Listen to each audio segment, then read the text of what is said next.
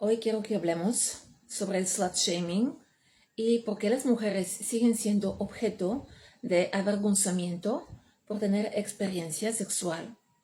Vamos a ver cómo los hombres ven a la sexualidad, cómo la perciben y cuál es la diferencia entre la manera de la que la mujer percibe la sexualidad, el vínculo íntimo con un hombre y la manera de la que lo hace el hombre. Las mujeres pueden llegar a pagar con su propia vida por su experiencia sexual en el sistema actual en el que vivimos, simplemente porque el hombre es considerado supuestamente el propietario del cuerpo de la mujer. Y hoy quiero hablar precisamente de esto, del slut shaming, de por qué sigue existiendo, en qué se basa y quién se beneficia. Me parece que prácticamente cualquier mujer hoy en día se ha enfrentado a esto en algún momento, a sentimientos de vergüenza y culpa por haber tenido relaciones sexuales. Incluso veo que la sociedad intenta avergonzar mujeres cuyas únicas relaciones, todas han sido relaciones dentro del formato de un matrimonio. E incluso así, a esas mujeres se las llama con todo tipo de nombres en internet, simplemente por haber tenido un determinado número de parejas sexuales. Vuelvo a repetir, incluso cuando todas esas parejas han sido en el formato de matrimonio. Y encuentro muy a menudo que, especialmente cuando una mujer de un entorno religioso puede vivir durante años en un estado de estrés permanente y con la sensación de que es una mujer sucia, simplemente por haber tenido experiencia sexual, sobre todo cuando esa experiencia no lleva a una relación duradera. O incluso cuando ha llevado a una relación duradera, que ha durado, por ejemplo, 10 o 15 años. Incluso cuando esta relación ha durado, en el momento en el que se rompe, esta relación se convierte ya en un punto negro en la biografía de esta mujer. Algo por lo que toda la sociedad intenta avergonzarla, tanto otros hombres como otras mujeres.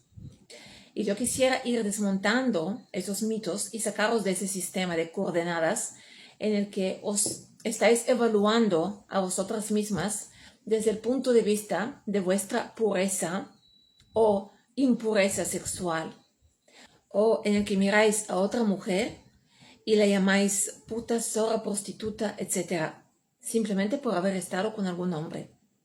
Aquí es importante trabajar también con nuestra propia cabeza, dejar de llamarnos así porque esa es una retórica ajena. Es una retórica masculina, abusiva, tóxica y opresora. Y por otro lado, es importante dejar de tratar así a otras mujeres, dejar de usar esos términos cuando hablamos de otras personas, otras mujeres.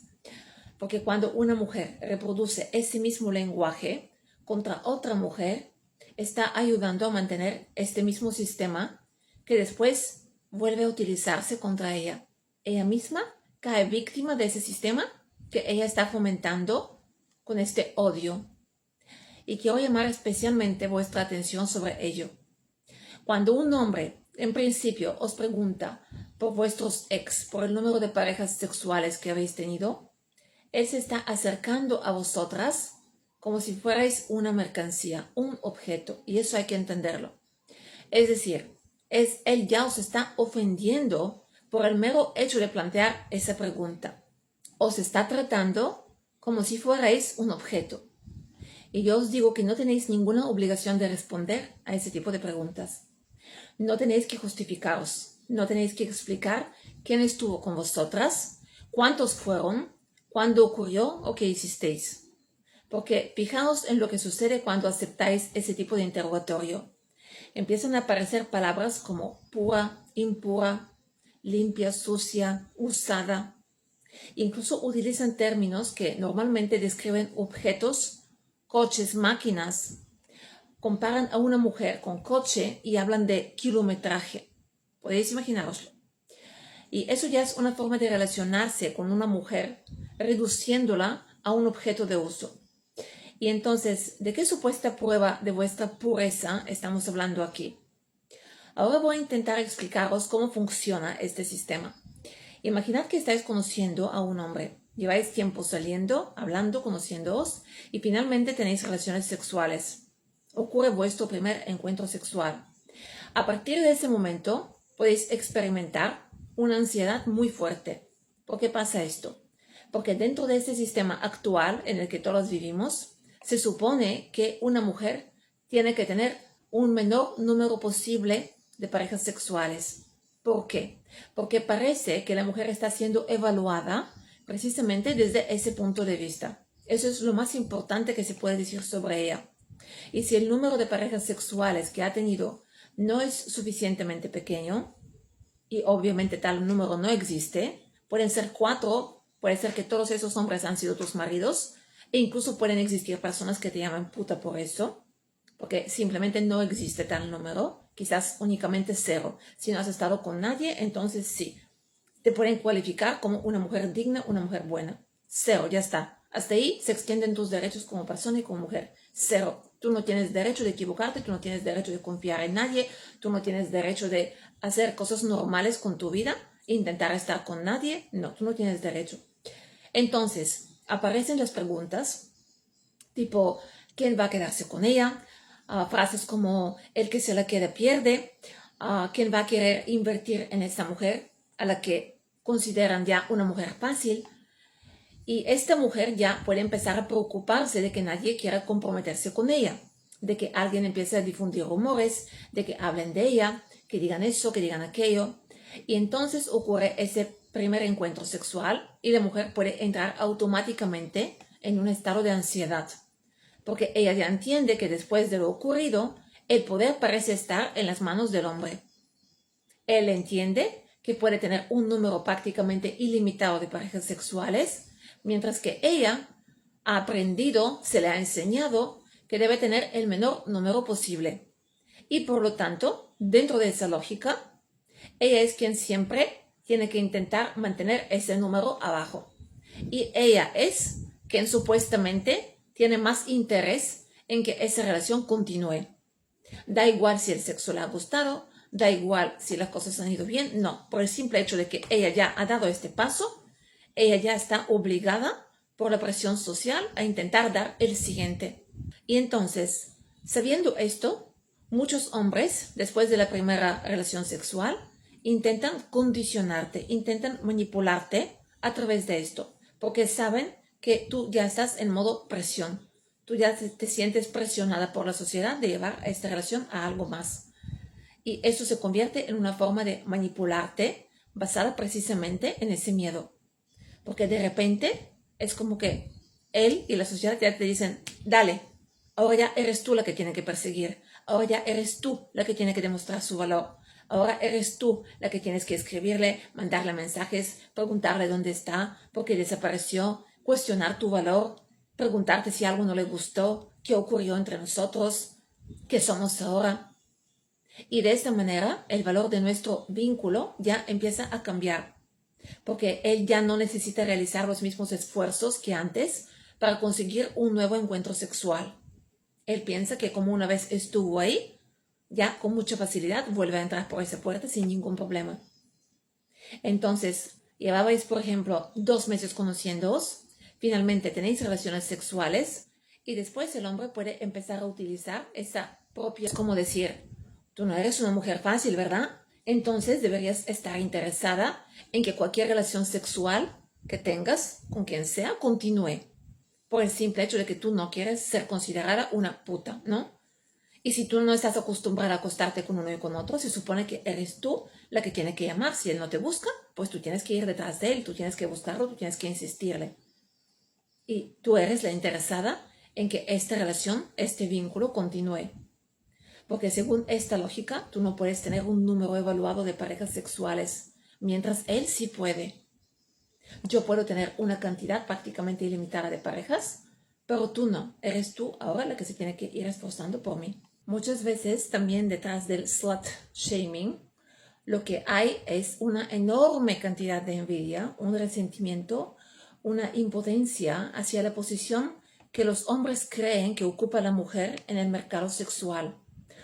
Porque muchos hombres ya están cansados de competir, cansados de sentirse evaluados constantemente, cansados de participar involuntariamente en un sistema donde constantemente tienen que demostrar que son suficientemente activos, que son suficientemente exitosos, que son suficientemente fuertes, que son suficientemente ricos, que son suficientemente interesantes.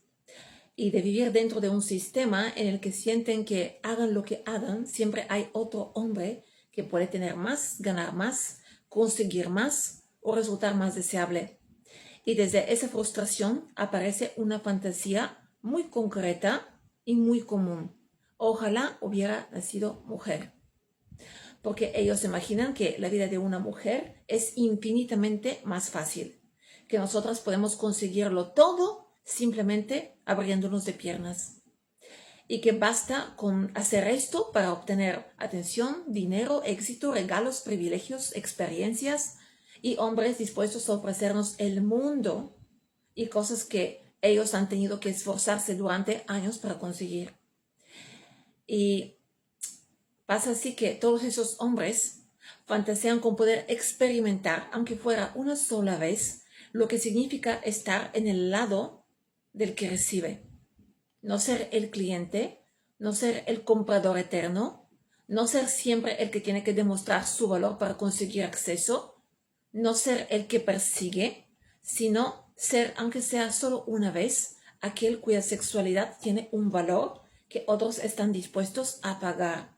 Les fascina imaginar cómo ellos también podrían haber usado su sexualidad para avanzar en la vida, o cómo ellos también podrían haber monetarizado su lujuria. Y curiosamente siempre se imaginan que si hubiesen nacido mujeres, hubieran sido mujeres extraordinariamente guapas y atractivas. Lo dicen con una seguridad, efectivamente. Y prácticamente nunca se imaginan como una mujer poco atractiva, ignorada o rechazada. En su fantasía siempre habrían nacido guapísimas, con cuerpos deseables, habrían tenido hombres detrás, habrían podido elegir y por supuesto habrían sabido monetarizar perfectamente esa ventaja. Es decir, ellos no desean realmente experimentar la vida de una mujer en su complejidad, únicamente quieren experimentar esa posición que imaginan que ocupa una mujer sexualmente deseada. Quieren dejar de ser por una vez los que compiten y pasar a ser aquellos por los que otros compiten. Porque si realmente creen que las mujeres pueden obtener tanto simplemente utilizando su sexualidad, entonces la existencia de una mujer sexualmente libre les recuerda precisamente aquello que ellos sienten que no pueden conseguir. Y eso es una enorme fuente de rabia, frustración y odio hacia las mujeres.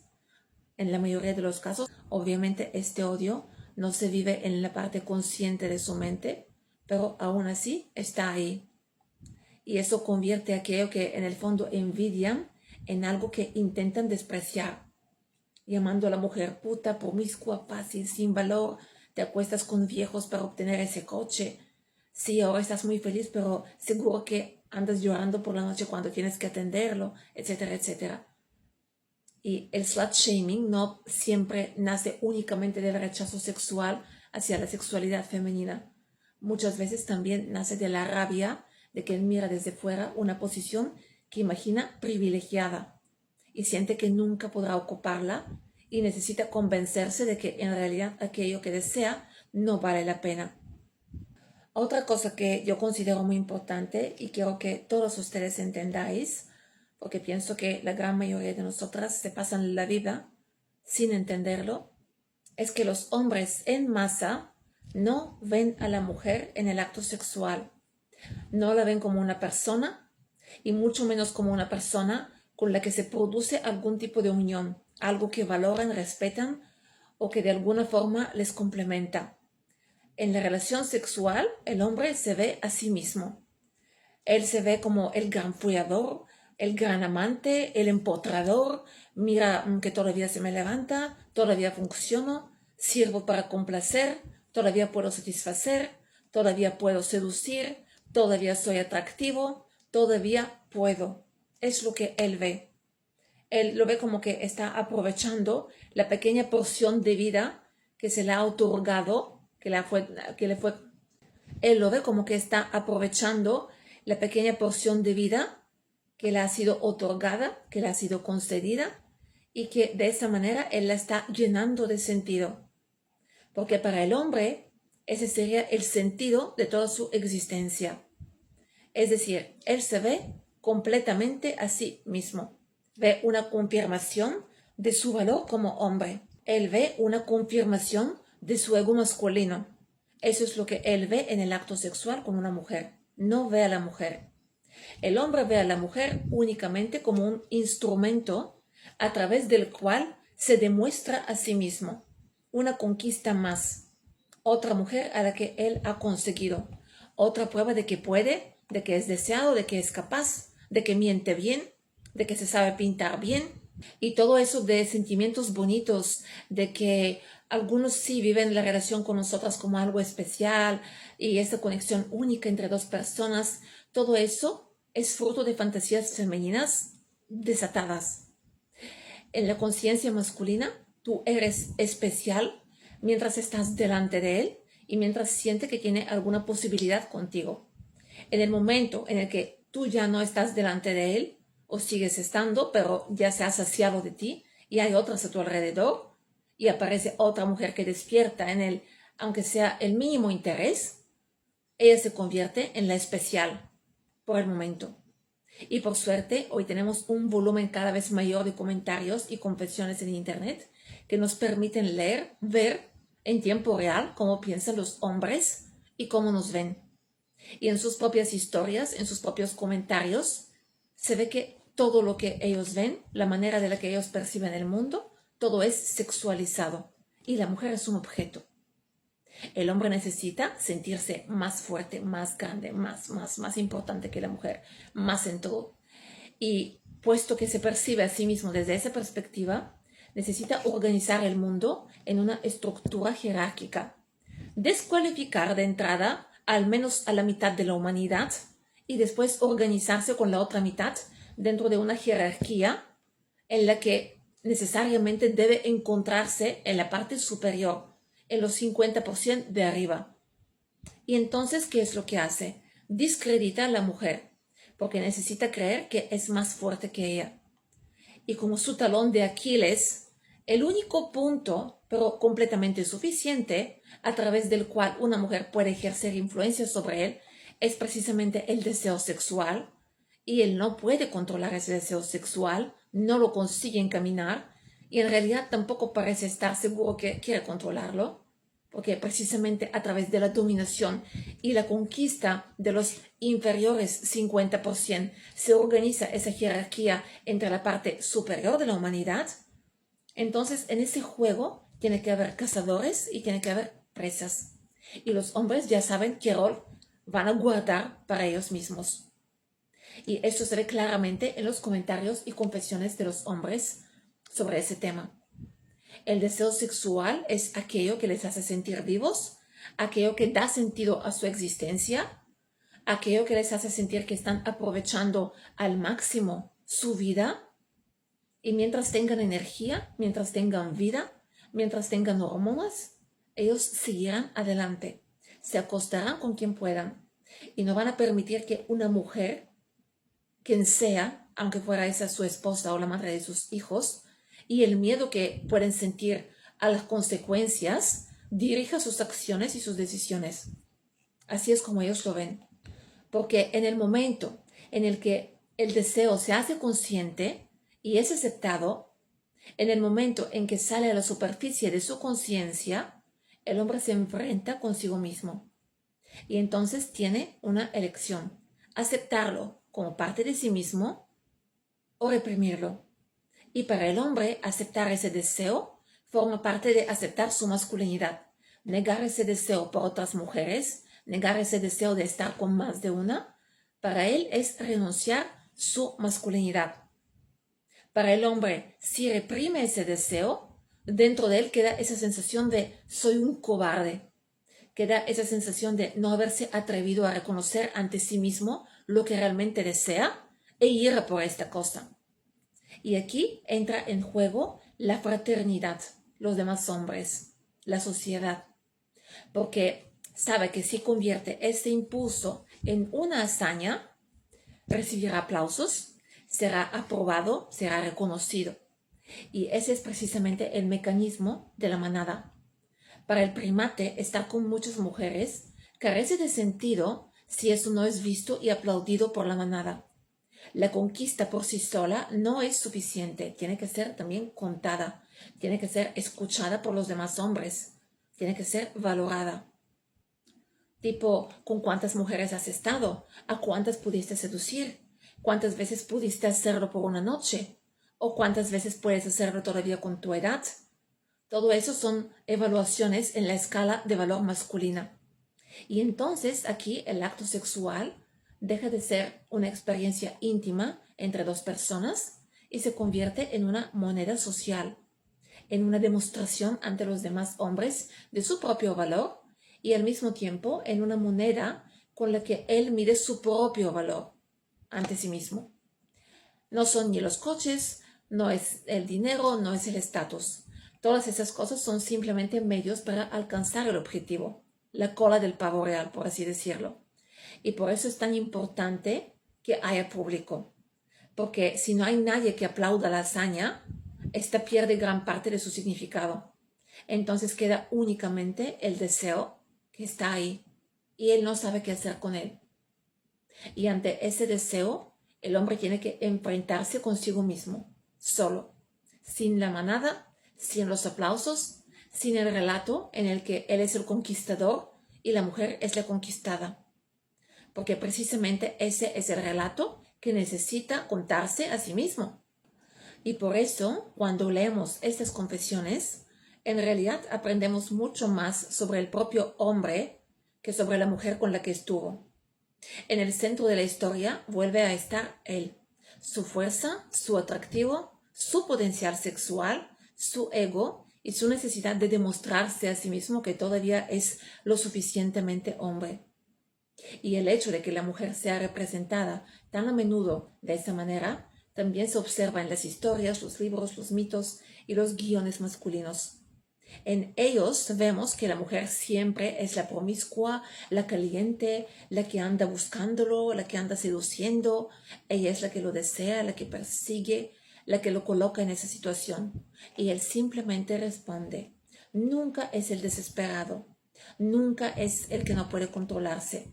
Nunca es el que tiene que organizar salidas, mentir, el que se esconde, el que se desplaza en coche, inventa excusas y mentiras para volver a casa. Y nunca es el que tiene que ir a un sitio, pagar por sexo a una mujer que de otro modo ni siquiera lo miraría. En su propia conciencia, él no quiere verse como alguien que pretende dominar el mundo, pero no tiene la fuerza suficiente para dominar sus propios impulsos. En la percepción masculina de la realidad, el hombre simplemente aparece y resuelve el problema de la mujer. La mujer es la que lo ha deseado. La mujer es la que busca, la que necesita. La mujer es la que se abre de piernas, la que lo espera, la que lo suplica y lo busca. La mujer es la promiscua. Y él simplemente ha respondido a su necesidad. Y de ahí provienen ese tipo de frases que dicen, cuando un dedo rasca una oreja, ¿quién está más a gusto, el dedo o la oreja? Pero basta con echar un simple vistazo a las dinámicas sociales para darnos cuenta quién a quién necesita más y quién anda detrás de quién y quién paga a quién. Porque si el hombre admite que es él quien tiene ese deseo desenfrenado, que es él quien no puede controlarse, entonces también tiene que admitir su propia vulnerabilidad. Por eso la mujer debe ser colocada en una posición inferior. Ella es la sucia, ella es la puta, ella es la que tiene un problema con su deseo que no puede resolver y tiene que ir buscando a un hombre que se lo resuelva. Y así convierte su propia debilidad en una prueba de su propia fuerza. En lugar de decir, yo necesito eso, yo lo deseo y no puedo desprenderme de ese deseo, él intenta colocarlo sobre la mujer. Ella lo desea, ella es la sucia, ella me necesita. Y yo simplemente respondí. Y precisamente en esa inversión de los papeles se encuentra toda la construcción social. Él no es el dependiente del deseo, él es el conquistador. No es vulnerable, no es el que depende, no es el que necesita, él es el fuerte. Porque así es como él necesita verlo. No es quien necesita, es aquel a quien la mujer desea. Y de esa manera el hombre intenta resolver la contradicción que de otro modo lo colocaría en una posición mucho más vulnerable, mucho más débil, mucho más humillante frente a la mujer. Porque si reconoce su propio deseo y su propia dependencia de él y de las mujeres, ya no puede creer con tanta facilidad que está por encima de ella. Uno de ustedes me escribió hoy que mientras ellos mantengan esa mentalidad, seguirán fracasando en sus relaciones con nosotras. Pero necesito que entendáis algo. Aquí las únicas que acabamos fracasando en estas relaciones, por llamarlas de alguna manera, somos nosotras. Porque ellos reciben exactamente lo que quieren de cada relación, o mejor dicho, de cada conexión o interacción con nosotras. Mientras consiguen sexo, para ellos la misión está cumplida. La relación ha sido exitosa. Y tú puedes pensar que si vuelve después es porque le importas, porque él es distinto. Y no necesariamente. Él puede volver simplemente porque la experiencia le resultó agradable, porque a los hombres les gusta el sexo y porque no van a repetir. Si se puede, pues lo van a repetir, por supuesto. Al final han puesto ahí un tiempo, un recurso, un esfuerzo y vuelven por su recompensa. Pero eso no significa que esté invirtiendo en la relación de la misma manera que lo hacía antes o de la misma manera que lo haces tú. De hecho, una vez que siente que ya tiene acceso a ti, el esfuerzo va a empezar a disminuir. Y si continúa haciendo algún esfuerzo, muchas veces no es necesariamente porque quiera construir algo contigo, tal y como tú lo quieras interpretar en tu mente, sino porque simplemente quiere conservar cierto control sobre la situación. O sea, no quiere que tú estés con otro hombre, no quiere que tú seas de otro, no quiere que tú sigas adelante. De eso se trata. Porque una vez que han tenido acceso a ti, algunos empiezan a percibirte como suya. Para ellos ya te han marcado. Tú eres su territorio. Como si el hecho de haber estado contigo les considera algún tipo de derecho permanente sobre ti. Tú no deberías poder rehacer tu vida, conocer a otro hombre o avanzar sin ellos. Y ellos, en cambio, sí pueden marcharse, pueden acostarse con otras, pueden rehacer su vida y seguir adelante. Porque en esa lógica, la libertad de seguir adelante es un derecho exclusivamente masculino.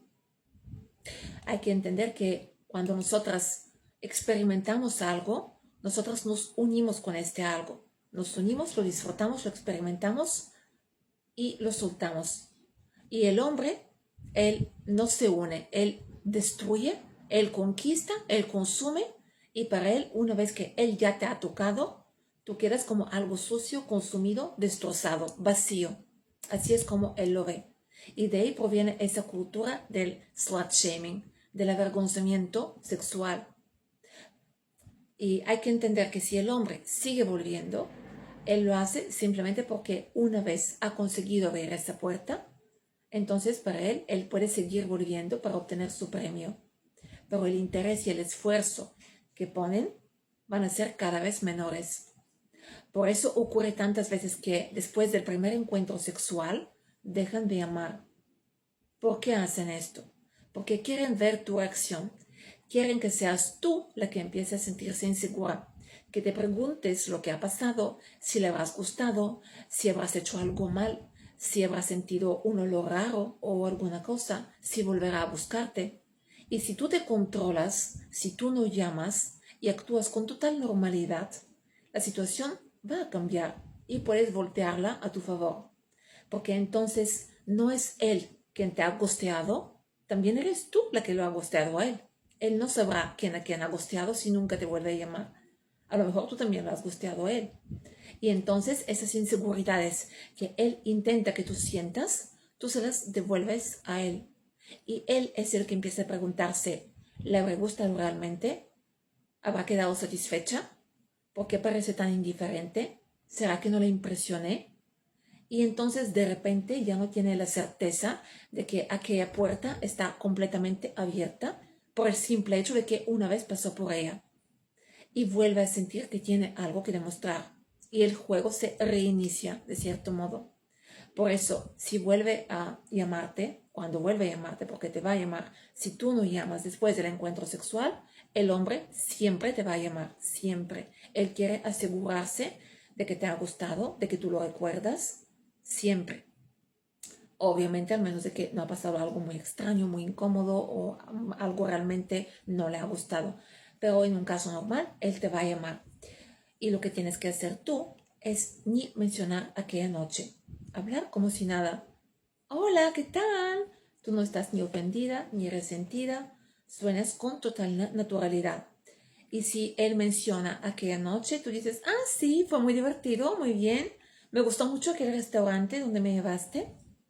Como que tú estás con esa excitación y con esa alegría porque has recordado esa parte de la noche precisamente, el restaurante, la comida, el ambiente, como que el otro ni lo recuerdas. Hazlo que cuestione que realmente ha pasado. Y si él menciona esta parte, si él menciona la parte sexual, tú dices, ah, sí, eso también fue bien, ya está, así con el tono bajo. Sí, también fue bien. Y cambias de tema, rápido, así sin más. Él tiene que ver que esta experiencia no te ha dejado completamente fascinada y no estás desesperada por volver a vivirla. Y así, como te dije, el juego se vuelve a reiniciar. Otra vez le pones un objetivo y le das algo por lo que él tiene que volver a esforzarse. Le pones otro objetivo hacia el cual él tiene que ir esforzándose, invirtiendo, etc. Por eso, aunque tarde en escribirte o llamarte después de este primer encuentro sexual, tú puedes recuperar el control simplemente reteniéndote, aguantándote, no escribirle, no buscarle. Y cuando te llama, tú no mencionas aquella noche de ningún modo. Y si él lo hace, tú lo mencionas, tú respondes con un tono plano. Sí, fue bien, ya está. No hay nada más que hablar. Aquí tenéis que entender que es una cosa distinta que un hombre te siga llamando para ver si todavía tiene acceso. Esto es una cosa. Y verte como alguien por quien merece la pena esforzarse, alguien a quien merece la pena perseguir, conquistar. Ya, esto es otra situación distinta. Porque él puede quedarse, pero se puede quedar por muchas razones. Por ejemplo, porque tenéis hijos, porque les resultas cómoda, porque le facilitas la vida, porque haces ciertas tareas para él, le haces trabajo doméstico gratuito, porque le das estabilidad, compañía, seguridad, apoyo, estatus social de hombre casado. Puede incluso seguir teniendo relaciones contigo, porque una vez que él siente que ha obtenido aquello que quería, y además ya siente que tú estás asegurada emocionalmente y ya estás pillada y ya te tiene, tú ya dejas de representar un reto, un objetivo que requiere un esfuerzo especial. Y esto es lo que quiero que entendáis todos ustedes. No necesariamente se va cuando deja de perseguirte. A veces ocurre lo contrario. Se queda, pero se queda porque ya no necesita perseguirte, porque ya tiene acceso gratis, acceso fácil, con mínimo esfuerzo, porque ahora eres tú la que se esfuerza, porque ahora eres tú la que tiene interés de que esta relación se convierta en algo más y que perdure a largo plazo. Y cuando un hombre siente que tiene asegurado el acceso a aquello lo que desea, la intensidad con la que lo persigue va a caer radicalmente. Entonces nosotras miramos su permanencia y pensamos, sigue conmigo, entonces ha visto mi valor, entonces me quiere.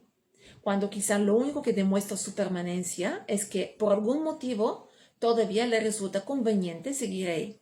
Y eso tampoco significa necesariamente que haya dejado de notar o desear a otras mujeres o que no aprovecharía una oportunidad con alguna de ellas. Esa es precisamente la parte de la que muchas mujeres no se quieren dar cuenta. Confundimos ser elegida con ser deseada. Confundimos que se quede con que siga esforzándose por nosotras, o incluso confundimos el hecho de que se esfuerza con nosotras con el hecho de que esto significa que no va a hacer todo tipo de cosas asquerosas detrás de nuestra espalda, porque esas son cosas completamente distintas. Y ahora imaginaros esta situación.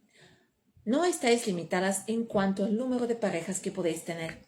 Imaginad que vais, por ejemplo, 2 meses saliendo y durante ese tiempo él ha pagado con conversaciones, atención, flores, risas y demás. Finalmente tenéis relaciones sexuales y él vuelve a desaparecer. Pero aquí, en lugar de pensar que hay algo malo en ti, En lugar de empezar a saltar por el aro e intentar pensar qué puedes hacer para complacerle y cómo puedes gustarle más, tú piensas, bueno, no pasa nada, está bien, yo también lo estaba evaluando a él y él también me estaba evaluando a mí, y sigues adelante con tu vida. Porque cuando no estás limitada en cuanto al número de parejas sexuales que puedes tener, tú no vas a tener esta ansiedad ante la posibilidad de que alguien se vaya o deje de interesarse por ti. Y aquí llegamos a la cuestión de la llamada mujer fácil. Porque muchas mujeres, después del sexo, empiezan a sentir: ¿y si acepté acostarme con él demasiado pronto? ¿Y si ahora piensa que soy demasiado accesible? ¿Y si ha cambiado la manera en la que me ve? Y desde esa ansiedad empiezan a pagar de más. Empiezan a hacer cosas por él, a hacer regalos, a cocinarle, limpiarle la casa cuando les invita, o empiezan a llamar, escribir, insistir. ¿Por qué pasa esto? Porque para ellas esta relación se ha vuelto importante. Y muchas veces eso ocurre porque socialmente se ha colocado sobre la mujer una enorme responsabilidad respecto a que una relación dure, como si fuera ella quien tuviera que conservar el interés del hombre y demostrar constantemente que merece seguir siendo elegida. Pero una interacción sexual no debería convertir a una mujer en alguien que tiene que perseguir a un hombre para demostrarle que merece ser elegida.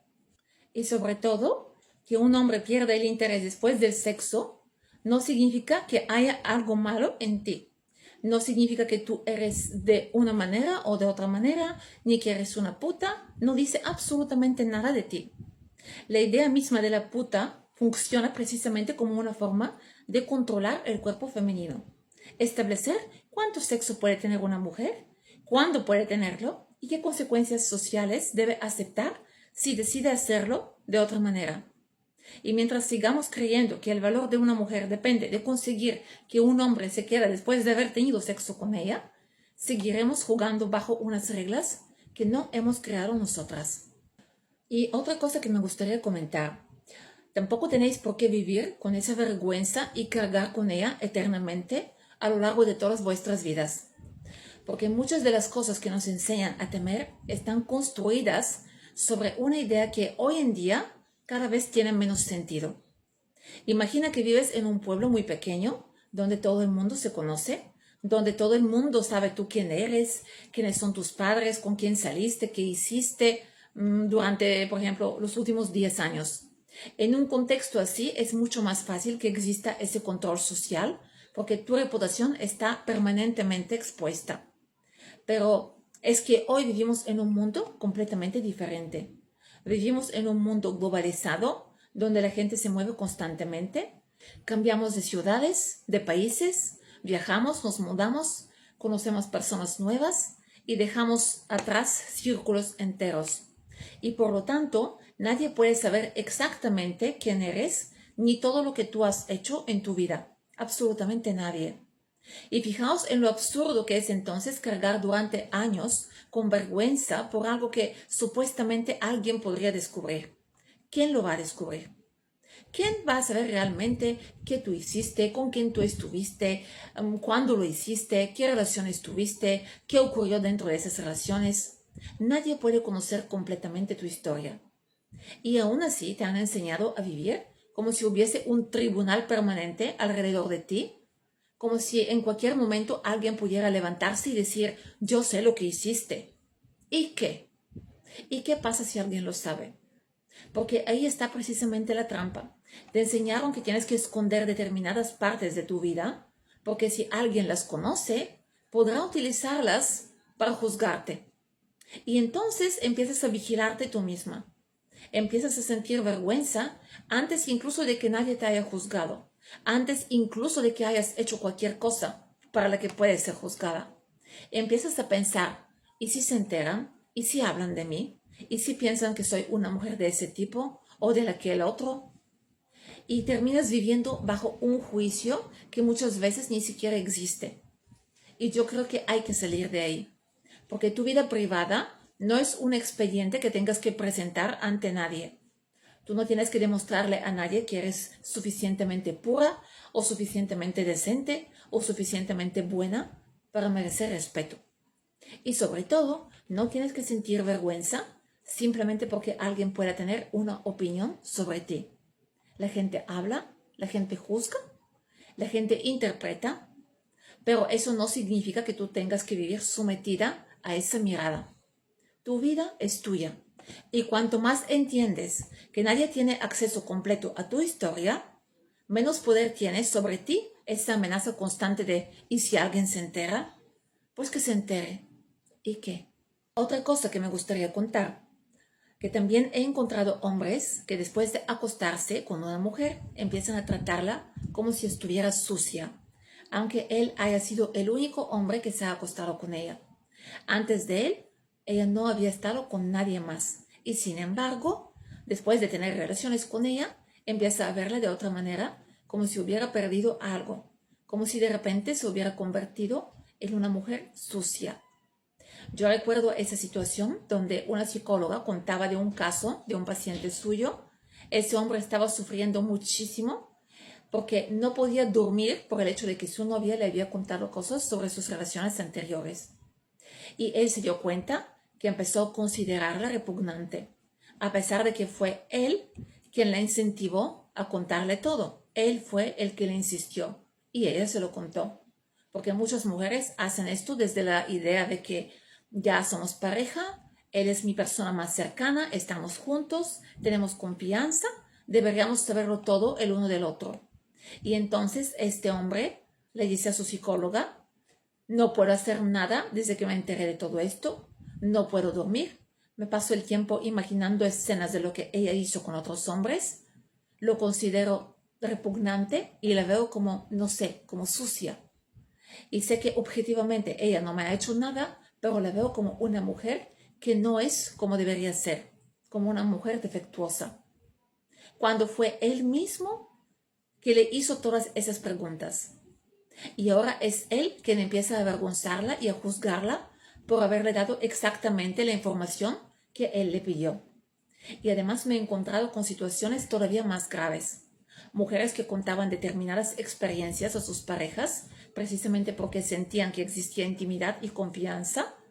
Mujeres que buscaban ahí apoyo. Mujeres que han sufrido abuso, violaciones por sus padres, sus padrastros. Y en lugar de encontrar ahí comprensión y empatía, han encontrado rechazo. Han encontrado culpabilidad hacia ellas. Tipo, eres repugnante por el hecho de que alguien te ha hecho esto.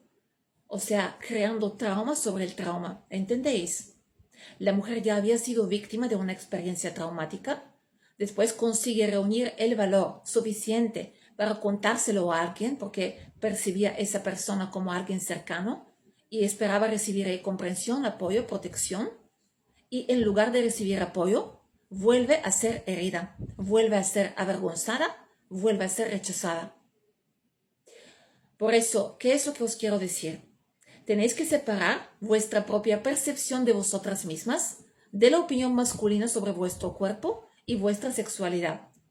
Tenéis que entender de dónde viene toda esa obsesión con la pureza y que está relacionada con la propiedad privada, con la paternidad, con la transmisión de los bienes y con el poder sobre los hijos. Es un sistema histórico que ha colocado el cuerpo femenino bajo el control masculino y que en muchos contextos ha mantenido ese control mediante diferentes formas de coerción y violencia. Y eso no significa que los hombres tengan ningún derecho natural sobre el cuerpo de una mujer. Y después aparecen las instituciones religiosas que intentan convertir determinadas normas sociales en normas sagradas y presentarlas como si fueran una verdad absoluta. Es así porque Dios así lo estableció. Pero, ¿y si simplemente fue una norma creada por los seres humanos, por los hombres? ¿Y si simplemente se decidió que debía ser así? El hecho de que una sociedad haya convertido una determinada norma en tradición o incluso en mandato religioso no demuestra por sí mismo que esa norma sea una verdad universal. Y hay algo más que quiero que entendáis. Esa sensación de suciedad no tenéis por qué hacerla vuestra. Cuando un hombre siente rechazo hacia una mujer por su pasado sexual, ese sentimiento le pertenece a él. Es su propio sentimiento. No es propiedad objetiva de tu cuerpo. Y muchas veces un hombre puede proyectar sobre una mujer sus propios conflictos con el sexo, con sus propios deseos, sus contradicciones, su envidia por no haber nacido mujer, su obsesión con la sexualidad o su propia vergüenza de ella. Y entonces intenta colocarte a ti esa sensación. Tú eres la sucia. No, eso es lo que él siente. No tienes por qué cargarlo tú. Así que, aunque alguna vez te encuentres frente a un hombre que te mira como si fueras menos limpia por haber tenido vida antes que él, recuerda una cosa, no has adquirido ninguna suciedad. No hay nada que tengas que limpiar, no hay nada que tengas que devolver y no tienes que cargar con la vergüenza de otra persona. Porque fijaos lo que pasa. Esta idea de que una mujer pierde valor porque otro hombre la ha tocado, solo tiene sentido si estás mirando a la mujer como si fuera un objeto para usar. Porque pensadlo, cuando un hombre mira a una mujer desde esa lógica, su valor empieza a disminuir en cuanto otro hombre ha tenido acceso a ella. Pero incluso cuando él mismo ha sido ese hombre, él es el que la toca y después la mira como si estuviera menos limpia porque alguien la ha tocado. Él tiene relaciones con ella y después considera que ha perdido parte de su valor precisamente por haber tenido relaciones sexuales. ¿Veis la contradicción? La mujer no ha hecho nada distinto de lo que él quería que hiciera. Ella se ha acostado con un hombre que deseaba, con un hombre que le gustaba, con un hombre que ella creía que la amaba y ha tenido relaciones sexuales dentro de una unión con sentimientos, con intimidad, con confianza e incluso puede haber tenido hijos con ese hombre. Y sin embargo, desde esa lógica, el mismo acto que para él era motivo de deseo y placer, se convierte después en una especie de marca contra ella. Él quería tocarla, él quería acostarse con ella, él quería disfrutar de su cuerpo, él quería tener acceso a su sexualidad y después pretende utilizar precisamente esta experiencia sexual como argumento para decir que ella vale menos. Es decir, él participa en aquello que después utiliza para degradarla. ¿Por qué hace esto? Porque intenta convencerla de que por el hecho de que ha estado con él, ella ya tiene menos valor y por lo tanto, él ya puede empezar a invertir cada vez menos y ella se tiene que conformar con esas migajas y ni se le pase por la cabeza de abandonarlo o irse con otro hombre. Ella simplemente tiene que aceptar que ya su valor es menor y tiene que conformarse con lo que hay aquí. Y eso es precisamente lo que quiero que cuestionéis. Porque una mujer no se convierte en un objeto usado porque haya vivido su vida. No es un coche que pierde valor porque haya tenido más kilómetros. No es una propiedad que se devalúa porque otro ha tenido acceso a ella. Ella es y sigue siendo una persona. No es una máquina, no es un objeto. Y todavía hay algo más. Puede ser la mujer con la que él ha tenido hijos, a los hijos que él también considera suyos. Y sin embargo, dentro de esa lógica opresora, dentro de esa lógica hipócrita, todo eso no aumenta el valor de la mujer. Al contrario. Y yo quiero que penséis en todo lo que eso significa. Porque una mujer no pierde valor porque haya sido amada, tocada, deseada, penetrada, embarazada o porque su cuerpo haya cambiado después de dar la luz. La mujer no es un objeto que alguien puede estrenar.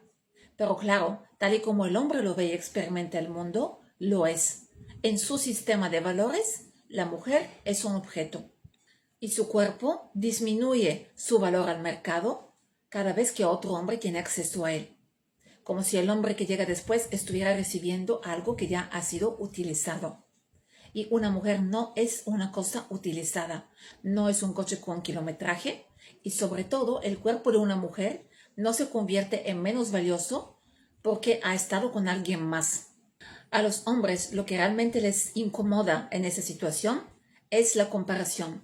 Les incomoda que tú hayas experimentado hombres con diferentes características físicas, hombres con diferentes capacidades y diferentes formas de relacionarse sexualmente.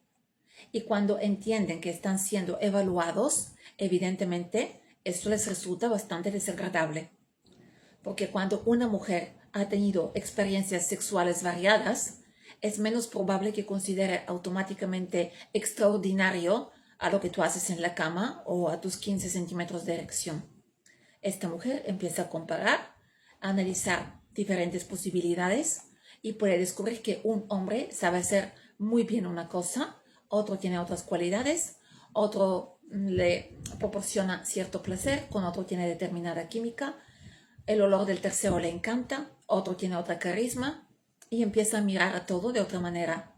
Y esta mujer empieza a elegir y no ve necesidad de conformarse con migajas, porque el hombre sabe que la mujer que ha estado con menos hombres puede desarrollar un apego muy fuerte que le va a permitir hacer con ella lo que le dé la gana, le va a permitir tener todo tipo de maltrato con ella, incluso trato abusivo, y que ella se va a quedar.